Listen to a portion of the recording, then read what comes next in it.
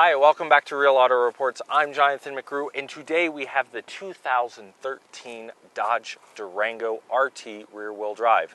This is the real video, the real review, so let's hop in the driver's seat and take a ride. All right, so here we are in the 2013 Dodge Durango. This is the RT package, so you're going to get that performance sense. We do have the Hemi 360 horsepower V8 in this vehicle. And we all know that in 2011 that this vehicle was redesigned to the body that you pretty much see here for 2013. Now, with that said, some improvements were made in 2012, like the 6-speed automatic transmission, again like we have in this vehicle. And you could also get the captain's chairs, something else we have in the second row of this vehicle. There's a lot to cover, so let's hit the road and see what this vehicle has to offer from a real video, the real review, and all the details you could wonder about. So let's get going. Okay, so from a first impressions perspective, we thought that this vehicle was pretty interesting because it's at a better price point than the Ford Explorer Sport we've looked at on our Real Auto Reports YouTube page. And we also thought that this vehicle offers this really aggressive styling. So what about driving it for a week, putting several hundred miles on it, close to 500 miles at this point on this vehicle, and living with it and using it? This Dodge Durango is very capable. It can take multiple people up to the mountains. We've done that. We've filled this vehicle. It should be a 7-passenger, but with the captain's chair option that we have, which is a several $100 option, it will carry 6 people in relative comfort as long as your back third row passengers are not super tall or don't have issues with leg cramping or, well, don't like to ride with their knees around their ears. So we had 2 of our gal friends back there, and they found it comfortable, although with the RT, the exhaust sound that this vehicle makes is pretty aggressive. So being in the very back, you're going to get a lot of that rumble when somebody is accelerating hard up the mountain or getting onto the freeway. So those are some considerations there. But we do have to say that in terms of usability, the access into this vehicle is quite good. In fact, one of the things that's really cool about getting into the third row is that the front seats tumble and roll forward so that your passengers can easily step into that third row. Now, one of the things that you're going to have to watch out for is when you drop that seat back, because they are static. Unlike some of the other vehicles on the market, including, we believe, the Toyota Highlander, you cannot modify the second row by sliding it forwards or backwards. So your third row passengers have a fixed amount of legroom. Some other functional bits about this vehicle that we thought are pretty cool is that the second row has heated seats in this package. Oh, and what package are we talking about? Well, this vehicle has the customer preferred group, and it's going to be the 24S. Now, that's just a really fancy way of saying that it has a lot of preferred packages on it, and we'll cover those later, but those packages include the pretty snazzy exterior package called the Blacktop Package. And we looked at that on our 2013 Dodge Charger SXT on our YouTube channel. It also had the Blacktop Package, and similar to this vehicle, you get the gloss black grille and the black painted aluminum alloy rims. So, a pretty cool external look. Now, this Durango has the red line 2-coat metallic paint, and that is pretty darn cool because it makes a pretty significant impression when you pull up. With that blacked out grille in gloss black and this bright red metallic paint, you have quite the drive-up appeal. Now, some other things that we want to cover as part of that package, though, is you also get the Napa leather interior with this preferred package. You get the navigation system, and I'm going to cover the navigation system in a little bit because it's a little bit disappointing when you're used to something like the Chrysler 300 or the Dodge Charger or even the Dodge Journey that has the new over 8-inch touchscreen with the newer system that controls everything from the touchscreen, and you don't have that in this Dodge Durango. You have the older Sirius system that is more akin to what has been in the 2012 and 13 Jeep Wranglers. And our 2012 Jeep Wrangler had the same system this Dodge Durango has. And I'm just not as much a fan of it because it's not as functional and as easy to use as what's in the Dodge Charger the two that we've reviewed. So, what about the experience of driving this Durango? It's a much bigger Durango than previous generations. At least it feels bigger, and it has more capability. So what's it like to drive? And we'll cover that right now. All right, so driving the Durango. Well, what I can tell you is that it's got a good weight of steering for the size of vehicle it has. It has a sense that you have a good thickness of wheel. I really do like the way that the vehicle feels when you're driving it. It has good power, although I will tell you that because this is the RT, what I'll tell you is that it is not as powerful and as peppy as I might have thought it. Now, why isn't it more powerful and peppy? Well, I'm not really sure. In 2012, they brought in the 6-speed automatic transmission.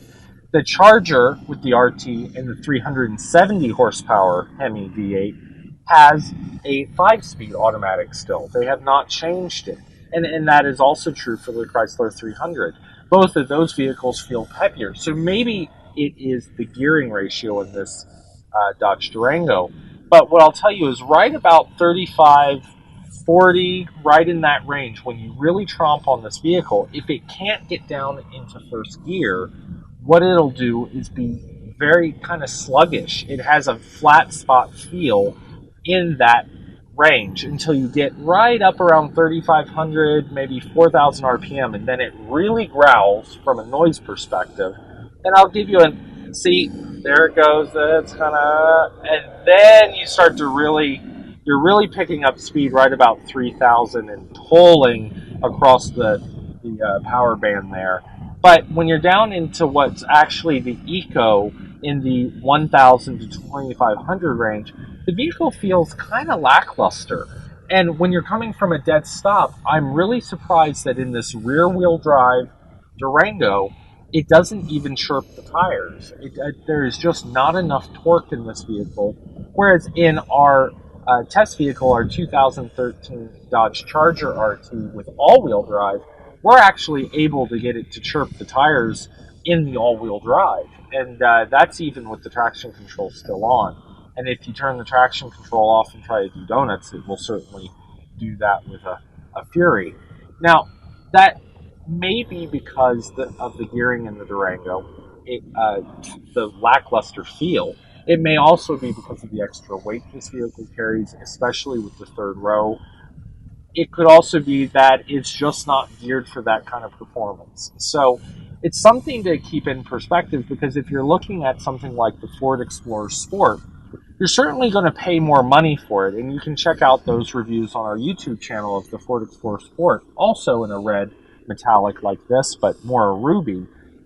However, it's got the EcoBoost engine with the twin turbo. This is a naturally aspirated Hemi V8. And really, it is a brand preference and a looks preference. I like the look of both vehicles, but I will tell you that the Durango is easier to get in and out of over the door threshold. It is also a slightly smaller feeling SUV, a little more manageable feeling. It's not that it's necessarily all that much different in size, but it feels a little more compact. You're also not going to have quite as big a rim and tire package on this particular Dodge Durango RT. But we'll cover the features that are pretty cool about this Durango coming up next. Alright, so what features in the Dodge Durango are really cool? Well, it's not really a feature, but it's pretty cool. I love the red outline of the gauges. It gets brighter with the lights at night. You can dim it and turn it up. But frankly, it is just a nice gauge cluster package.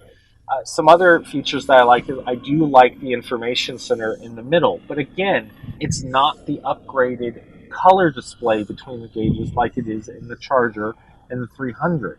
This is the black and white, lower level looking technology. And you still have the functional problems where when you have the digital speedometer. Just like in the Charger, you can't see the trip computer. You have to switch out of the digital speedometer to the trip computer, all through the steering wheel controls.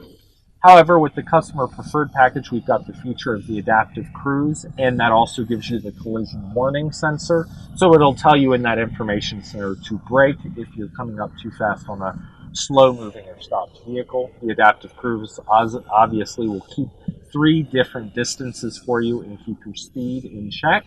And that is nice for traffic driving and long road trips. However, it will not bring you to a complete stop like some of the higher end cars like the Lexus models or the Mercedes like the GLK 350 that we tested. That'll come down to a lower speed. The Lexus LS 460 will bring you to a complete and full stop. This will turn off right about that 20 mile per hour mark, in that range, and tell you to take control and brake, or that it's canceled the system due to low speed.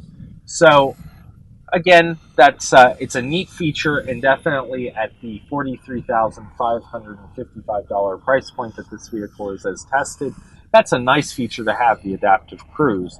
You also have, as I said, the full navigation, and it is a touch screen, but it is the back level system. It's the older system, not the bigger 8-inch screen with the touch screen, like in the Charger and the 300 and the Dodge Journey. So, there is some stuff there that we hope that, actually, we know. In 2014, you're going to see the Durango get a refresh, and you'll get those newer systems according to what we've seen, what they've announced at the different auto shows. So the question then becomes, do you buy a 2013 or do you wait for the 2014? And I think that question can only be answered as to what your priority is.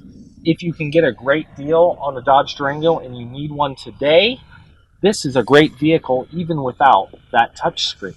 However, if you need or want the functionality just like in our Dodge Charger reviews, where everything's controlled through the touchscreen and you have a couple redundant controls in the dashboard, then you might want to wait for the 2014.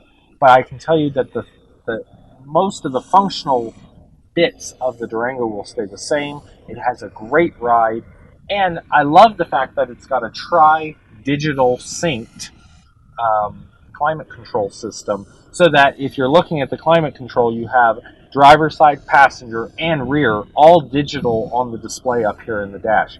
And that is really cool because not every vehicle has that. A lot of times the back is still more of a manual, and that's even true in the Ford Flex, where you have the back row air conditioning. It's not a digital temperature control. You just tell it you want it warmer or cooler.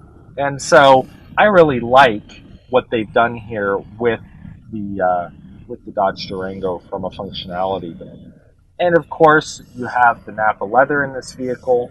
You have the auto open and close tailgate, and you can indeed open and close it from the key fob. That's a big thing with us here at Real Auto Reports. I really dislike the vehicles that we test where you can open the rear hatch with the key fob, but you can't close it. What if you've taken everything out of the trunk and then out of the cargo area, and you're trying to close it, you got all the stuff in your hands and you got to reach up and touch a button? Doesn't make any sense. If the key fob's in your hand, you're probably going to just open and close it that way. That brings me to another point. For the shorter patrons out there that are going to look at this vehicle, the button is more like the Ford Flex, where the button is on the left side of the vehicle inside the cargo area to close the automated tailgate. So we would like Dodge to try to follow like the Ford Escape upgrades, where you have that nice foot open close thing. Would be a pretty cool feature to add to this vehicle, just because it's got so much technology in it. In the end, this vehicle I have really come to like. I love the look of it. It is probably the most masculine, most aggressive SUV styling and sound out on the market. It has a real growl. If we stop here and we pull over and we put this car in neutral, what you're going to hear, hopefully,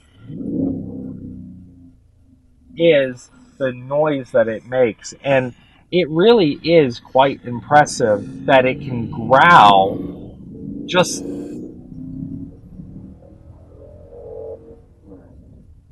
like that. And this is one of the few SUVs that we've tested that really has that muscle car persona while still being so functional and pleasurable to drive. The handling, the package in the wheel and tires looks is great, and just the steering and the performance and the suspension is really good.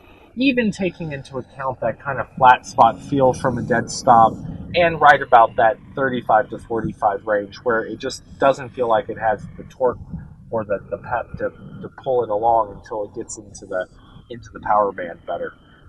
Now, from a mile per gallon perspective, you do suffer with the Hemi, and everybody knows that even when you're looking at vehicles like the Charger and the Chrysler 300. This will do 14 miles per gallon in the city, and it's a 16 mile per gallon combined, and that means that out on the highway you're going to see about 20 miles per gallon, and that for some people is going to be some rough numbers to swallow and really hard hitting at the pump compared to some of the other vehicles that are on the market. It definitely does not win its economy portion of the class, but if you're buying this kind of vehicle with this kind of persona and the RT, that road and track kind of package, and you want that performance sound and a big old V8, Dodge really does a good job. So we'll have the wrap up for you coming up next. So that's the real review of the 2013 Dodge Durango RT rear-wheel drive. This vehicle is pretty cool because it has the customer preferred package, the 24S, and that means you get a whole host of technology features like adaptive cruise, the eyeball down in the grille there, and front collision warning. You also get the Blacktop package, which gives you this gloss black grille and 20-inch black aluminum painted wheels. It is a really cool color in this red line, and this is a two-coat metallic. A lot of good features in this vehicle, as we've talked about throughout the video. Right about $43,555. I think that this is a great mid-size SUV, and it's one that a lot of people should look at, especially if you need the third row capacity. You can cross-shop it with the Ford Explorer Sport, and this one's actually going to be cheaper in most cases. For Real Auto Reports, I'm Jonathan McGrew, and we'll see you down the road.